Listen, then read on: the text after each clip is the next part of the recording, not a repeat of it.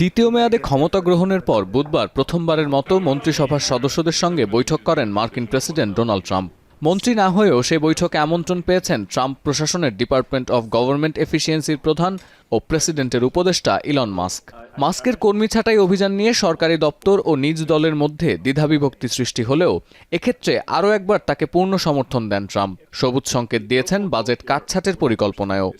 Elon is here to give you a summary of what's happening, some of the things they found, some of the horrible things they found, some of the theft and fraud, and we call it waste and abuse, but a lot of fraud and probably some fraud that we're not going to be able to prove is fraud. এদিন কর্মী ছাঁটাই ও budget হ্রাস নিয়ে সাংবাদিকদের প্রশ্নের জবাব দিয়েছেন উপদেষ্টা Elon Musk.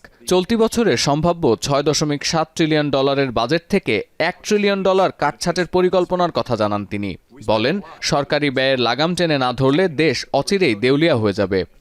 The overall goal here with the DOGE team is to help address the enormous deficit. We simply cannot sustain as a country $2 trillion deficits. The interest rates, just the interest on the national debt, now exceeds the Defense Department spending. যদিও Reuters বলছে ক্ষমতা গ্রহণের প্রথম মাসেই গেল প্রশাসনের তুলনায় Trump প্রশাসনের ব্যয় বেড়েছে 13%। কারণ হিসেবে বলা হচ্ছে জাতীয় ঋণের চড়া সুদ আর ক্রমবর্ধমান বয়স্ক জনগোষ্ঠীর স্বাস্থ্য ও অবসর ভাতার অতিরিক্ত অর্থ গুনতে হচ্ছে ট্রাম্পকে। মন্ত্রিসভার প্রথম বৈঠকেও বাণিজ্য শুল্ক নিয়ে বিস্ফোরক ট্রাম্প। বলেন, খুব তাড়াতাড়ি ইউরোপীয় ইউনিয়নের সদস্য রাষ্ট্রের পণ্যে 25% আমদানি শুল্ক আরোপ করা হবে। এছাড়াও কানাডা ও মেক্সিকোর সব পণ্যে শুল্ক না বসালেও অধিকাংশ পণ্যেই শুল্ক আরোপের সিদ্ধান্তের কথা জানান ট্রাম্প।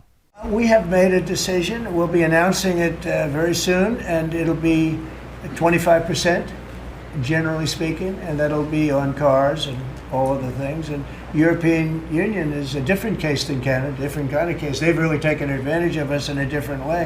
এর আগে মার্কিন নাগরিকত্ব অর্জনে $50 লাখ গোল্ড কার্ড ভিসা চালুর ঘোষণা দেন ট্রাম্প। কিন্তু এ নিয়েও শুরু হয় বিতর্ক। মন্ত্রিসভার বৈঠকে ট্রাম্প বলেন, এই ভিসা সীমিত সংখ্যক অভিবাসন প্রত্যাশীর জন্য, বিশেষ করে যেসব প্রতিষ্ঠান দক্ষ জনশক্তি ব্যবহার করতে চায় তারা এই ভিসার সুযোগ কাজে লাগাতে পারবে। পাশাপাশি এই ভিসা থেকে যে অর্থ পাওয়া যাবে তা জাতীয় ঋণ পরিশোধে ব্যয় করার পরিকল্পনা আছে বর্তমান প্রশাসনের। এদিকে আটকে থাকা বিদেশি সহায়তা প্যাকেজের $200 কোটি পরিশোধে ট্রাম্প প্রশাসনকে যে সময় বেঁধে দেওয়া হয়েছিল তা সাময়িকভাবে স্থগিত করেছেন আদালত।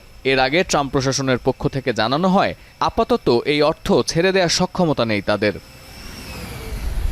সতীর্থ কর্মকার, এখন বিশ্ব।